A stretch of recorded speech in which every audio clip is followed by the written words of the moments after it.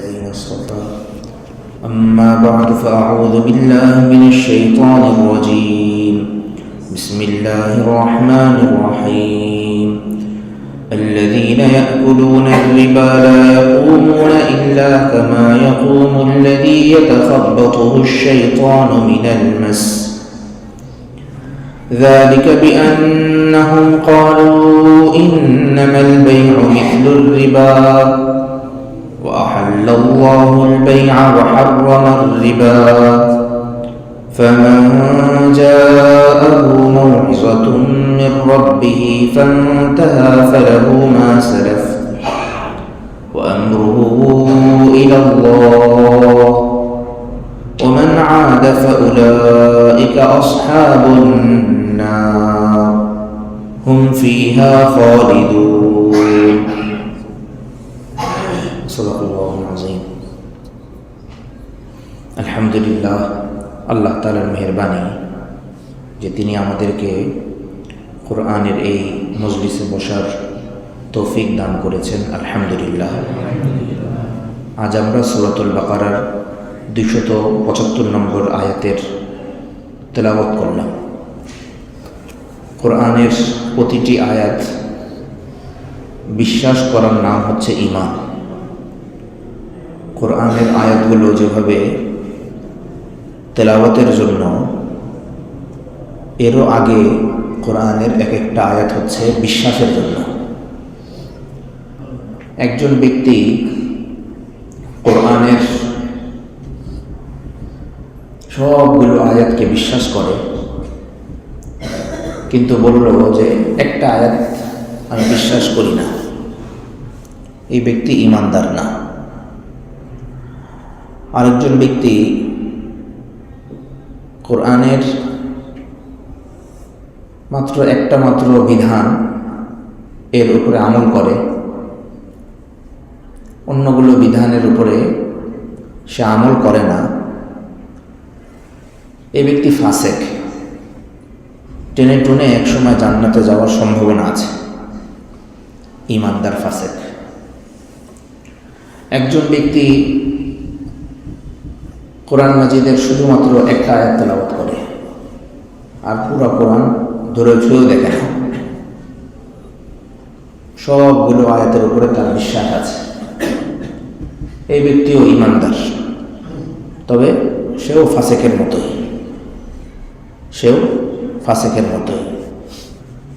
জ্বলার পরে পুরার পরে যে কোনো এক সময় সে আশা করা যায় জান্নাতে যাবে। তো আমাদের আজকের যে আয়াতটা কোরআন মাজিদের 275 নম্বর আয়াত, এই আয়াতের সম্পর্ক তেলাওয়াতের সাথে তো অবশ্যই, ঈমানের সাথে তো অবশ্যই, আমলের সাথেও অবশ্যই। সাথে সাথে এই আয়াতের সম্পর্ক হলো এখন থেকেই এই আয়াতের মধ্যে যেই খারাপির কথাটা বলা হয়েছে সেই খারাপিটা ছেড়ে দেওয়া, এবং যে রাস্তা দেখানো হয়েছে বিকল্প যেই পথ, সেই পথটাকে ধরার, আমার বুঝে আসুক অথবা না বুঝে আসুক। কোরআন মাজিদের আজকের যে আয়াতটা আমরা তেলাওয়াত করলাম, এই আয়াতের যেই বার্তা আছে সেই বার্তা আমার বুঝে আসুক না আসুক, কিন্তু যে বিধানটা এখানে দেওয়া হয়েছে এটা আমার মনোগত হোক অথবা না হোক, আমার মন এটা গ্রহণ করতে চাচ্ছে না, তবুও এটা মানার সাথেই হচ্ছে আমার মুক্তির সম্পর্ক। কি বলেছেন আল্লাহ রাব্বুল আলামিন এই আয়াতের মধ্যে? সাদামাটা কথা, যে কথাগুলোর কারণে গ্রামগঞ্জের অনেক মসজিদের ইমাম সাহেবদের চাকরি চলে যায়। যেই আয়াতগুলোর তর্জমা করলে অনেক পণ্ডিত কমিটিরা থাকেন, তাদের চেয়ে বেশি কারা বুঝবে। তো এই আয়াতের তর্জমা করার অর্থই হচ্ছে বেচারা 3-4 হাজার টাকা বেতনের যে চাকরি করতো সেটাও খোয়া। তো আল্লাহ রাব্বুল আলামিনের আয়াত তো বলতে হবে, চাকরির ডর নিয়েও বলতে হবে, চাকরির ডর ছাড়াও বলতে হবে। চাকরি থাকলেও বলতে হবে, চাকরি না থাকলেও বলতে হবে। এটা আল্লাহ রাব্বুল আলামিনের হুকুম। তাবলীগের যতগুলো বিধিবিধান আছে, তাবলীগের মূল বিধানটা ফুটে তখন যখন সংঘর্ষের পথ আসে। এমনি তো আপনি আসামির সাথে চলছেন, কেউ আপনাকে ফুলের টোকাও দিচ্ছে না, চলছেন, রাস্তার উপরে আছেন, ঠিক আছে, চলতে থাকো। কিন্তু দাওয়াত পৌঁছে দেওয়া সেটা জরুরি, এটাও খুবই জরুরি। যেটা আছে এটাকে অন্ততপক্ষে টিকিয়ে রাখা, এর চাইতেও যেন আমি জিরোতে না চলে যাই, এটা খুব জরুরি। কিন্তু যখন আপনাকে বাধা দেওয়া হচ্ছে, যখন আপনাকে নিষেধ করা হচ্ছে, তখনও আপনি হিকমাহ এবং প্রজ্ঞার সাথে কোরআনের আয়াতগুলোকে সমাজে বলতে থাকবেন। তাবলীগের মূল আদেশটা ওই সময়ই প্রযোজ্য হয়। তো আল্লাহ রাব্বুল আলামিন এই আয়াতে ইরশাদ করেন, আল্লাযীনা ইয়াকুলুনা রিবা, যারা সুদ খায়। খাওয়ার আসল সম্পর্ক তো হলো খাদ্য গলধকরণের সাথে। খাবারের আসল সম্পর্ক হলো খাদ্য গলধকরণের সাথে। পরবর্তীতে সমাজের মধ্যে খাওয়া এই শব্দটা লোভ আছে এমন বিভিন্ন কর্মকাণ্ডের ক্ষেত্রেও ব্যবহৃত হয়। এজন্য কোরআন মাজিদে যেই ধারা, রীতি, যেই শব্দ ব্যবহার করেছে, আমাদের সমাজেও একই শব্দ ব্যবহার করে। ও তো সুদখোর, সুদ খায়, সুদখোর সুদ খায়। আল্লাযীনা ইয়াকুলুনা রিবা, যারা সুদ খায়, লা ইয়াকুমুন, তারা দাঁড়াতে পারে না, ইল্লা কামা ইয়াকুমুল্লাযী ইয়াতাখাব্বাতুহু শাইতান, তবে সেই ব্যক্তির মতোই কেবল দাঁড়াতে পারে শয়তান যাকে পেয়ে বসেছে। শয়তান যাকে পেয়ে বসেছে, শয়তান যার উপরে সওয়ার হয়েছে, মিনাল মাস, ওই ব্যক্তির পাগলামির কারণে। শয়তান যার উপরে সওয়ার হয়ে ওই ব্যক্তিকে পাগল বানিয়ে দিয়েছে। তাহলে আল্লাহ রাব্বুল আলামিন এখানে কি বললেন, সহজে যদি আমরা বলার চেষ্টা করি, বোঝার চেষ্টা করি, তা আল্লাহ সুবহানাহু ওয়া তাআলা এখানে বলছেন যে সুদখোর, সুদ যে খায়, সেই ব্যক্তিকে খোঁচা দিয়ে শয়তান পাগল বানিয়ে দিয়েছে। সেই ব্যক্তিকে খোঁচা দিয়ে শয়তান পাগল বানিয়ে দিয়েছে। শয়তানের খোঁচার কারণে এই ব্যক্তি পাগল হয়ে গেছে। স্বাভাবিক অবস্থায় সে নাই, স্বাভাবিক অবস্থায় সে নাই। এর মধ্যে অবশ্যই পাগলামির বিভিন্ন হালত আছে। আরো সংক্ষিপ্তভাবে যদি আমরা বলি, তাহলে সুদখোর পাগলের চাইতে নিকৃষ্ট। পাগল অপ্রকৃতস্থ, যে সে তো প্রকৃতির কারণে তার জ্ঞান বুদ্ধি হারিয়েছে। আর যে সুদখোর, সে প্রকৃতির কারণে হারায় নাই, সে জন্মগতভাবে অথবা বিভিন্ন হালতের কারণে হারায় নাই, বরং শয়তান তার পিছনে এমনভাবে সওয়ার হয়েছে এবং সে শয়তানের দাওয়াতকে এমনভাবে গ্রহণ করেছে, সওয়ারও হয়েছে, গ্রহণও করেছে। এখন শয়তানের এই সওয়ার হওয়ার কারণে, শয়তানের দাওয়াত সে গ্রহণ করার কারণে ইচ্ছাকৃতভাবে পাগলামিকে সে গ্রহণ করেছে। একটা পাগলামি মানুষ তার নিজের ক্ষমতা ছাড়া, তার নিজের কোনো রকমের কার্যকলাপ ছাড়া ব্যক্তির উপরে প্রয়োগ করা হয় বা প্রয়োগ হয়ে যায়। আরেকটা পাগলামি ব্যক্তি নিজে গ্রহণ করছে। একটা পাগলামি, একটা অসুস্থতা এরকম যে অ্যাক্সিডেন্ট হয়ে গেল, রাস্তার ভিতরে চলছে, অ্যাক্সিডেন্ট হয়ে গেল, আল্লাহ হেফাজত করেন, হাত পা ভেঙে গেল। আরেকটা হচ্ছে নিজেই নিজের হাত কেটে ফেললো, নিজের পা কেটে ফেললো, ইচ্ছা করে, কোনো কারণ ছাড়া। তাহলে অ্যাক্সিডেন্ট হয়ে যে ব্যক্তির হাত ভাঙলো, পা ভাঙলো, এই ব্যক্তিকে তো আরো 10 জন মানুষ বলবে, আহা, আফসোস করবে, বলবে আহারে তোমার হাতটা ভেঙে গেল, তোমার ইয়েটা কেটে গেল ইত্যাদি বলবে।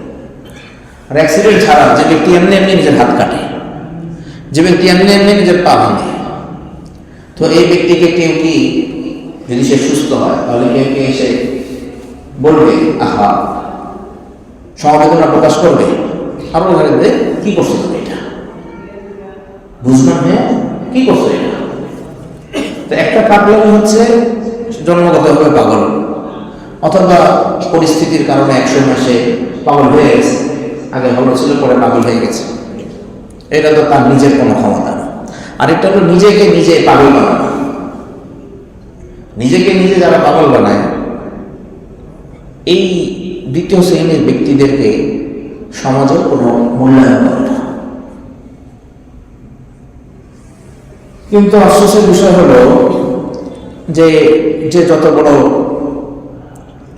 সুদখোর আমাদের সমাজের ভেতরে, সে তার নিজেকে ততটা উন্নতভাবে প্রকাশ করে, বলতে চায় যে আমার ভিতরে আসলে কোনো রকমের আমি আসল উন্নতি, আমি আসল প্রগতি, আমি আসল যত রকমের কল্যাণকর রাস্তা আছে এগুলো তোমাদেরকে দেখাচ্ছি। আসলে সে যে নিজে পাগল, এটা সে নিজেও বোঝে না। আর পাগলকে যদি পাগল বলা হয় তাহলে তো সেটা বলবেই যে আমি পাগল না, ওটা তুই পাগল। পাগলকে কেউ যদি বলে যে তুমি আসলে পাগল, সে উল্টা আপনাকে কথা শোনাবে। সুদখোর সে তো আসলে পাগল, এবং সে এই পাগলামিটা নিজে গ্রহণ করেছে। শয়তানের এই পাগলামিটা সে নিজে গ্রহণ করেছে, সমাজের মধ্যেও সেটাকে বাস্তবায়ন করতে যাচ্ছে।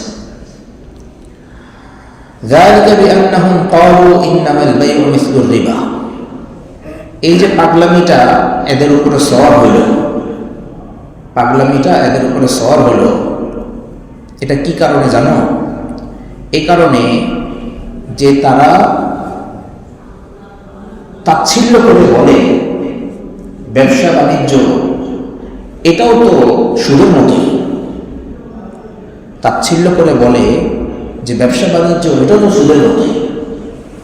1 টাকা দিয়ে একটা কাপড় কিনলাম, 2 টাকা বিক্রি করলাম, টাকাটা এখানে কিসের বিপরীতে? টাকার বিপরীতে নাকি কাপড়ের বিপরীতে? উভয় ক্ষেত্রে 1 টাকা দিয়ে একটা কাপড় কিনলাম, কাপড়টা 2 টাকা বিক্রি করলাম, টাকাটা কিসের বিপরীতে? কাপড়ের বিপরীতে। আরেক জায়গায় 1 টাকা দিয়ে 1 টাকা কিনলাম, এখন ওই টাকাটাকে আমি 2 টাকা বিক্রি করলাম, প্রথম টাকাটাকে আমি 2 টাকা বিক্রি করলাম, এখানে অতিরিক্ত যে অ্যামাউন্ট 1 টাকা আসলো সেটা কিসের বিপরীতে? টাকার বিপরীতে। দুটা তো এক না, দুইটা এক না। তো কাফেররা তাচ্ছিল্য করে বলতো ব্যবসা বাণিজ্য এটা তো সুদের মতো, যেন এটা বলতে চাচ্ছে তারা যে ব্যবসা বাণিজ্য সুদের মতো, সুতরাং হারাম যদি হয়, সুদ যদি হারাম হয়, তাহলে ব্যবসা বাণিজ্যকে আল্লাহ তাআলা কেন জায়েজ করছেন? দুটোই তো হারাম হবে। আর ব্যবসা বাণিজ্য এটা যদি জায়েজ হয়, তাহলে সুদকে আল্লাহ রাব্বুল আলামিন কেন হারাম করছেন? এটাও তো জায়েজ হবে, দুটোই তো জায়েজ হওয়ার কথা। কি রহস্য এর মধ্যে যে একটাকে আল্লাহ তাআলা জায়েজ করলেন, আরেকটাকে আল্লাহ তাআলা হারাম করে দিলেন? আল্লাহ রাব্বুল আলামিন জবাব দিচ্ছেন, ওয়া আহাল্লাল্লাহুল বাই'a ওয়া হারামার রিবা। আল্লাহ তাআলা সুপ্রিম ক্ষমতার অধিকারী। আল্লাহ রাব্বুল আলামিন যখন যেটা চান সেটা তিনি করতে পারেন। আল্লাহ রাব্বুল আলামিন সব রকমের বিধান দেওয়া মালিক একমাত্র আল্লাহ তাআলা। তিনি বিধান দিতে পারেন, তিনি বিধান রহিত করতে পারেন। আল্লাহ তাআলা বলছেন, আর আল্লাহ ব্যবসা বাণিজ্যকে, কেনা বেচাকে হালাল করেছেন, তিনি সুদকে হারাম করেছেন। সুদকে তিনি হারাম করেছেন। সুদকে হারাম করেছেন মানে কি? সুদের সাথে যত রকমের সম্পর্ক হতে পারে সব রকমের সম্পর্ক হারাম। সুদের প্রদানকারী, সুদ গ্রহণকারী, সুদের চুক্তিকে যে ব্যক্তি লেখে, সুদের চুক্তিকে যে ব্যক্তি লেখার এখন তো সিস্টেম হচ্ছে টাইপ করে দেওয়া, আর এখন তো হচ্ছে হলো ভয়েস টাইপিং, ভয়েস করে সেটা টাইপ করা। এখন আরো করে উঠেছে, এখন একটু কমান্ড দিয়ে চ্যাট জিপিটিকে বলে দিবেন যে তুমি এটা টাইপ করে দাও, শুধু এই চুক্তিটা টাইপ করে দাও, এটাও দেখো, এটা আমার কমান্ডের কারণে লিখছে। অথবা এমন কোনো সফটওয়্যার তৈরি করে দেওয়া, ব্যাংকের বা সুদী প্রতিষ্ঠান সমূহের এমন কোনো সফটওয়্যার তৈরি করে দেওয়া, এমন কোনো ভবনের ডিজাইন তৈরি করে দেওয়া যেটা আয় উৎস, যেটা ব্যবহৃত হবে সুদী কাজকর্মের কারণে, সবকিছু হারাম, সবকিছু হারাম। কোরআন মাজিদ রাসূল করিম সাল্লাল্লাহু আলাইহি ওয়াসাল্লাম কিয়ামত পর্যন্ত সময়ের জন্য আমাদেরকে উসুল দিয়ে গেছে, নীতি দিয়ে গেছে, একেবারে পুঙ্খানুপুঙ্খানু নীতি স্পষ্টভাবে আমাদেরকে আল্লাহ তাআলা, আল্লাহর হাবিব সাল্লাল্লাহু আলাইহি ওয়াসাল্লাম দিয়ে গেছে। ওই নীতির ভিতরে, ওই ছাঁচের ভিতরে আপনি কিয়ামত পর্যন্ত আনেওয়ালা একটা ঘটনা ফেললেন, পরিষ্কার হয়ে যাবে কোনটা দুধ কোনটা পানি, কোনটা সুদ কোনটা সুদ না, সেটা পরিষ্কার হয়ে যাবে। এজন্য সুদী প্রতিষ্ঠান সমূহের কোনো মসজিদ যদি থাকে, নামাজ ঘর যদি থাকে, তাহলে ওই মসজিদের যিনি ইমাম হবে, যিনি মুয়াজ্জিন হবে, তার বেতন কোত্থেকে আসবে? তার বেতন কোত্থেকে আসে? সুদ থেকে আসে, অন্য জায়গা থেকে তো আসে না, আসমান থেকে তো তার বেতন নাজিল হয় না। তার বেতন তো সুদী কর্মকাণ্ডের মাধ্যমে আসে। সে বলুক না আমি ইমামতি করে টাকাটা নিচ্ছি, সে ইমামতি করে টাকা নিচ্ছে না, সে আজান দিয়ে টাকা নিচ্ছে না, বাহ্যিকভাবে দেখা যাচ্ছে ইমামতি করে টাকা নিচ্ছে, কিন্তু এর পিছনে সুদ কাজ করছে, এর পিছনে সুদ কাজ করছে। এই টাকা নাম হারাম। ইমামতি করা হারাম সেটা বলা হচ্ছে না, ইমামতি করা তো জায়েজ, এই টাকা নাম হারাম। আপনি কোনো সুদী কারবারে যুক্ত এমন কারো বাচ্চাকে টিউশনি করান, তার বাসায় আপনি পড়াতে যাচ্ছেন, তো ওই ব্যক্তি টিউশনি করে, আপনি তার বাসায় বাচ্চাকে পড়ানো হারাম? বাচ্চাকে পড়ানো তো জায়েজ। সেই বাচ্চাকে সে যদি আপনার সাথে যদি পর্দা না থাকে, অর্থাৎ ছেলে ছেলেকে পড়াবে, মেয়ে মেয়েকে পড়াবে, তার অভিভাবক গার্জিয়ান সে সুদী কারবারে জড়িত, তো পড়ানো জায়েজ, বেতন নেওয়াটা না জায়েজ। আমরা অনেক সময় বলে দেখছি পড়ানো না জায়েজ, না পড়ানো না জায়েজ, পড়ানো জায়েজ, কিন্তু এই উৎস থেকে বেতন যদি আসে তাহলে সেটা নেওয়া যাবে না। ওই বাসায় নাস্তা খাওয়া যাবে না, ওই বাসায় টিউশনি করতে গিয়ে নাস্তা খাওয়া যাবে না, সুদ হারাম। শুধু এই যে পাগলামির কথা যে আল্লাহ তাআলা বললেন, এই পাগলামিটা দিন দিন সমাজের মধ্যে অনেক ব্যাপক হচ্ছে। এমন অনেক পরিবার, যে পরিবারের সবকিছু দেখা যায় ভালো, কিন্তু দেখবেন যে সবকিছু তো আল্লাহ রাব্বুল আলামিন করেন নিঃসন্দেহে, এর ভিতরে কোনো রকমের সন্দেহ নেই, কিন্তু আল্লাহ তার সাথে সাথে এটাও বলে দিয়েছেন যে পৃথিবীতে জলে স্থলে যত রকমের নৈরাজ্য দেখছো, যত রকমের উল্টাপাল্টা দেখছো, এটা সব তোমার হাতের কামাই। তুমি উল্টাপাল্টা করেছো বলো উল্টাপাল্টা হচ্ছে, তুমি উল্টাপাল্টা না করলে উল্টাপাল্টা হতো না। তো এই যে ডিসঅর্ডার, তারপরে অটিজম, বাচ্চা যে পয়দা হচ্ছে, আল্লাহ তাআলা সবাইকে হেফাজত করেন, সবাইকে সুস্থতা দান করেন। এর অনেকগুলো কারণের মধ্যে একটা কারণ হচ্ছে সমাজের মধ্যে সুদের ব্যাপকতা, সমাজের মধ্যে সুদের ব্যাপকতা।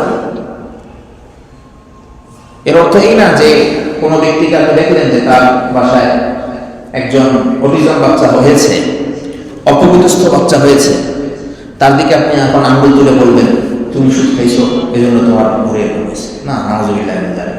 বরং আমি সুদ খাওয়ার কারণে তার ঘরে এরকম হতে পারে, দোষ আমার, আমি সুদ খাচ্ছি, আমি সুদ খাচ্ছি এই জন্য আপনার ঘরে এরকম হয়েছে। লা ইলাহা ইল্লা আনতা সুবহানাকা ইন্নী কুনতু মিনাজ জালিমিন। আমি জালেম, আমি জুলুম করার কারণে, আমি অন্যায় করার কারণে আপনার এখানে গিয়ে সমস্যা তৈরি হচ্ছে। পাগলামি এই যে কত প্রকার, পাগলামির যে কত রকমের হালত, পরিবারগুলোর এক একটা পরিবারের হালত যদি আপনাদের কাছে আসে আর বিতর্কত অবস্থা যদি আপনারা শুনতে থাকেন, কাঁদতে থাকবেন, কাঁদবেন যে সমাজের এই হালত, সমাজের এই অবস্থা, সারাদিন হাত জ্বলে, সারাদিন পা জ্বলে, পানি ধরতে পারে না, কোনো কিছু করতে পারে না, মাথা সারাদিন চুলকাতেই থাকে, কেমন কেমন ভয় ভয় লাগে, অন্ধকারে যেতে পারে না। পাগলামির এক একটা সুরত এগুলো। পাগলামি শুধু আমরা এটা মনে করি কাজ ভেঙে ফেলে, এটা করে ওটা করে, কথা শোনে না, এটা তো পাগলামি, ঠিক আছে। পাগলামির অনেক সুরত আছে, অনেক হালত আছে পাগলামির। এক একজনের পাগলামির অবস্থা এক এক রকম, ভয় ভয় পাওয়া, অস্থির অস্থির লাগা, এগুলো সব সামাজিক সুদের প্রভাব। এই যে আমরা বলি না যে মোবাইল নেটওয়ার্কিং, ইন্টারনেট নেটওয়ার্কিং এত বেড়ে যাওয়ার কারণে এটা মাথার উপরে চাপ সৃষ্টি করে, বুদ্ধির উপরে চাপ সৃষ্টি করে। এই জন্য মোবাইলের নেটওয়ার্ক আমরা বিভিন্ন বিল্ডিংয়ের উপরে লাগাতে দিই না, বলি যে না এটা সমস্যা হবে, একটু দূরে লাগাই। কেন বলি না? ওইটা সমস্যা তৈরি করে। তার ওই বিষয়গুলো যদি সমস্যা তৈরি করতে পারে, সুদ যেটা আল্লাহ তাআলা নিষেধ করছেন, যেটা জাদ্দার বাইরে, যেটা সিরাতে মুস্তাকিমের বিপরীত, সেটা সমস্যা কেন তৈরি করবে না? আল্লাহ তাআলা নিজেই যেখানে বলে দিয়েছেন, এটা তো পাগলামি, পাগল হয়ে যাওয়ার মতন অবস্থা। সুদের যত প্রকার আছে সব ত্যাগ করা ঈমানি দায়িত্ব, সব ত্যাগ করা ঈমানি দায়িত্ব। আমাদের সমাজের মধ্যে আমরা জানি আমি কি কি সুদের মধ্যে জড়িত আছি। 10 লাখ টাকা ঋণ নিলাম এক জায়গা থেকে, সেটা সুদি লোন নেই, এরপরে এটাকে আবার মর্গেজে কাটাই। মর্গেজ ব্যবসা হারাম, সুদ এটা কোনো ব্যবসা না। মর্গেজ কি জিনিস সেটা আমরা জানি।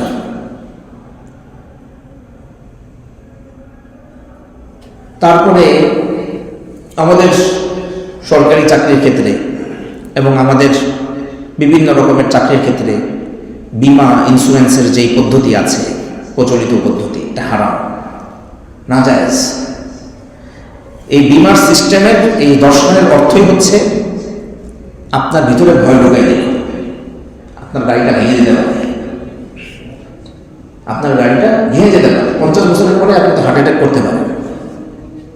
এখন আপনি চিন্তায় আছেন যে 50 বছরের পরে আমি হার্ট অ্যাটাক করবো, আগে থেকে আমি 10 লাখ টাকার একটা বীমা করে রাখি, হার্ট অ্যাটাক করলে তখন এটা আমাকে ইয়ে করবে।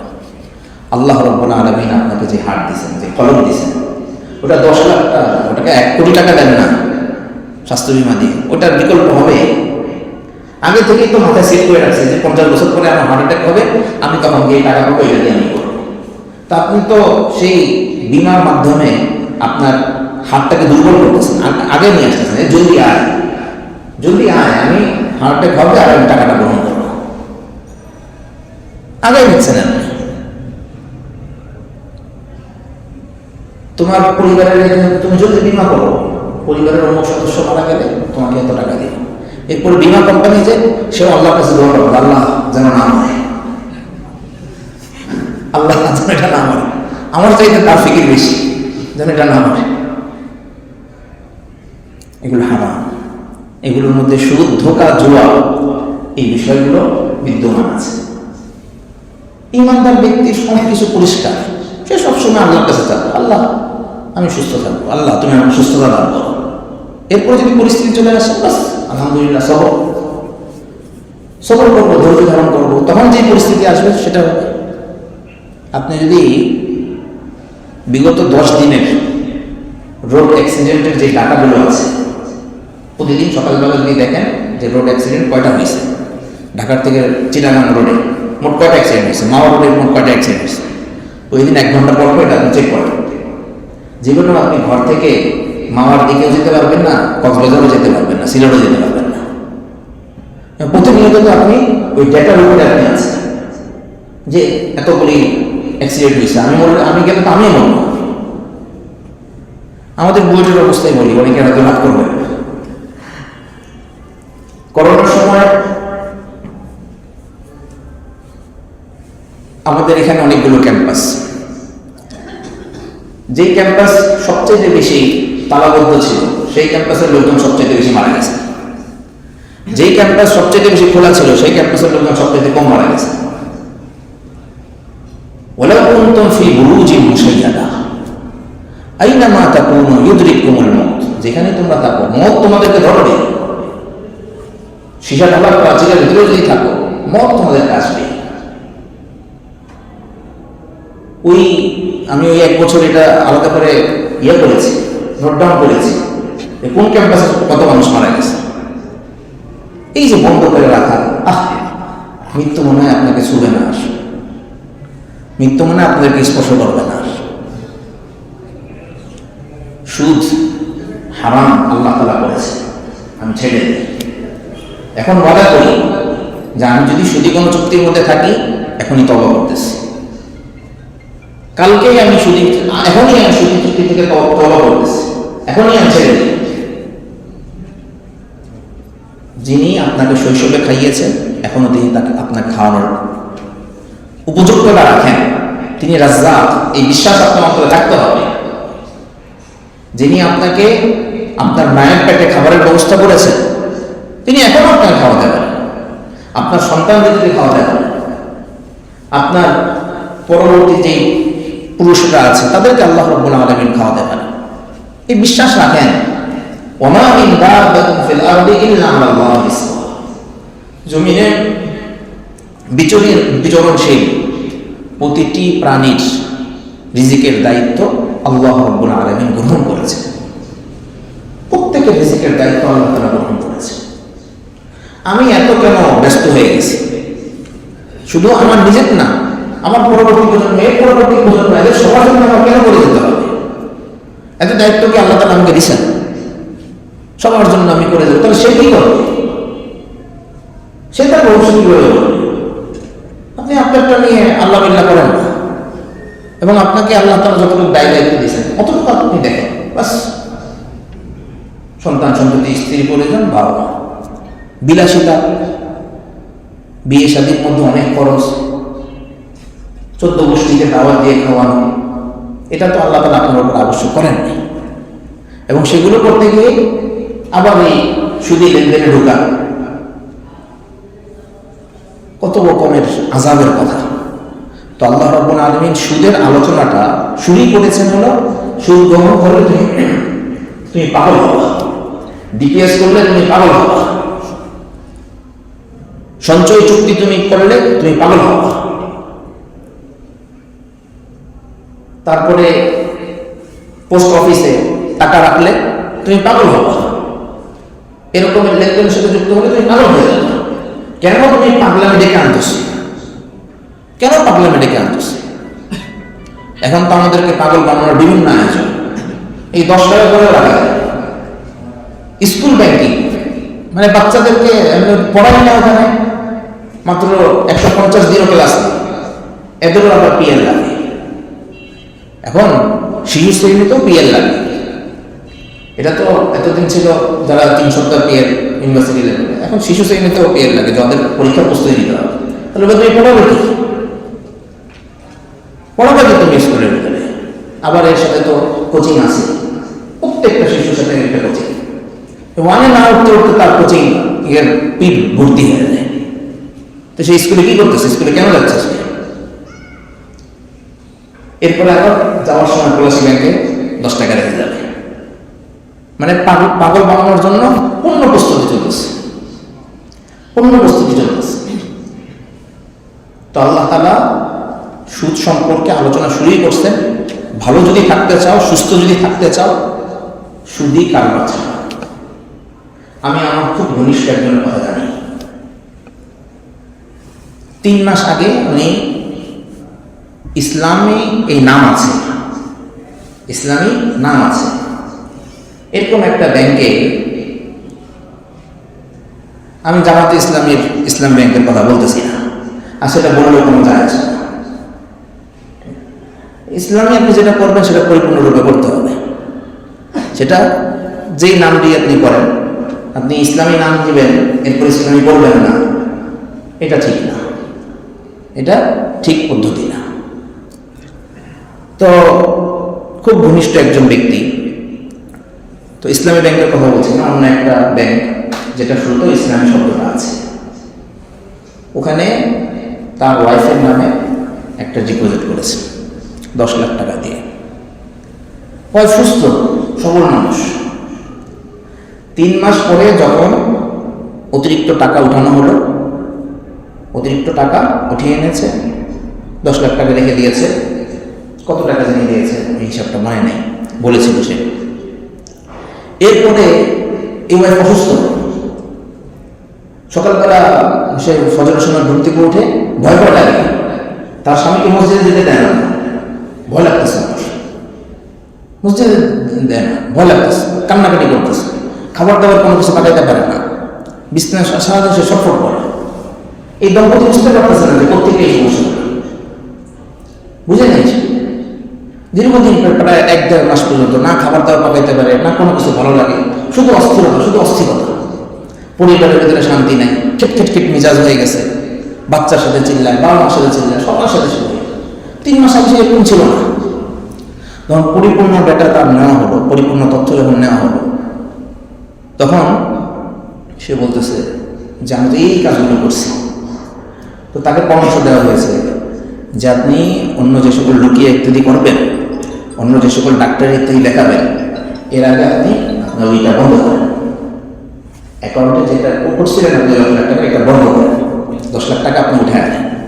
আর ওই যে টাকাটা আপনার অতিরিক্ত আসছিল, এই টাকাটা আপনি সওয়াবের নিয়তে দান করে দেন। এরপরে দিয়ে রুকিয়া করলে এরপরে দেখা যাবে কি হয় না হয়।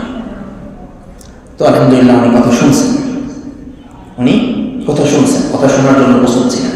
তার কাছে টাকার চাইতে বউর সুস্থতাটা বেশি বড় ছিল, টাকার চাইতে বউর সুস্থতাটা বেশি বড় ছিল। সৎকার করে দিয়েছেন, কত হাজার টাকা সৎকার করছেন, ওইটা ইয়া করছেন। এর 15 দিন পরের কাহিনী, পুরো সুস্থ, কোনো রকমের অস্থিরতা নাই, সাংসারিক আবার স্বাভাবিকভাবে চলতেছে, হিটমিট নাই, বাচ্চাদের সাথে আবার হাসি খুশি, সব কিছু ঠিক আছে। তো কোনো কোনো জায়গায় আল্লাহ রাব্বুল আলামিন হাতে কলমে দেখায় যে এটা এই অবস্থা আছে। তো এখন যে দেখতেছেন যে সুদের বিভিন্ন রকমের কাহিনী করতেছে, দেশের প্রধান প্রধান ব্যক্তিতে পরিণত হয়ে যেতেছে। তো পুরো সমাজটাই তো আমরা পাগলামির ভিতরে আছি। তো আমরা যখন পাগল, আমাদের প্রধান পাগল হবে না, আমরা পাগল সবাই মিলে আমরা পাগলামির জগতে আছি, আমাদের প্রধান পাগল হবে, স্বাভাবিক, ঠিক আছে। 100 জন মানুষ যদি সমাজের ভিতরে থাকে, 90 জন মানুষ আমরা পাগলামি করতে রাজি আছে। আল্লাহ তাআলা বলতেছেন যে কামা তুআদুনা ইউআল্লাহ আলাইকুম, তোরা যেমন হবি তোর উপরে রাজা হতে যাবো, যা তোদেরকে সুদ করে দিয়ে দিলাম। সুদ করার বিরুদ্ধে যে করবে তাকে জেলে পড়ো, সুদ করার বিরুদ্ধে যে করবে তাকে তোমরা জেলে পড়ো, এবং সেই স্বৈরাচারের পক্ষে শক্তি হয়ে যাবে। সুদ করার বিরুদ্ধে করতে হলো, এই হলো স্বৈরাচারের পক্ষে শক্তি।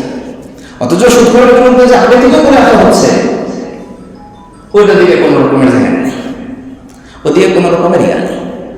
দেখেন এরপর আল্লাহ তাআলা কি বলতেছেন শুনেন, ফামান জাআহু মাউইযাতুম মির রাব্বিহ, সুতরাং যার কাছে তার রবের পক্ষ থেকে এই উপদেশ বাণী আসলো, যার কাছে তার রবের পক্ষ থেকে এই উপদেশ বাণী আসলো যে সুদ ছাড়ো নাহলে পাগল হয়ে যাবা, ফান্তাহা, সে যদি এই কথা শুনে, সে যদি নিবৃত্ত হয়, সে যদি সুদ ছেড়ে দেয়, ফালাহু মা সালাফ, তাহলে যা আগে ছিল সেটাকে আল্লাহ তাআলা মাফ করে দেবেন। আগে যা করছো আল্লাহ তাআলা তাকে মাফ করে দেবেন।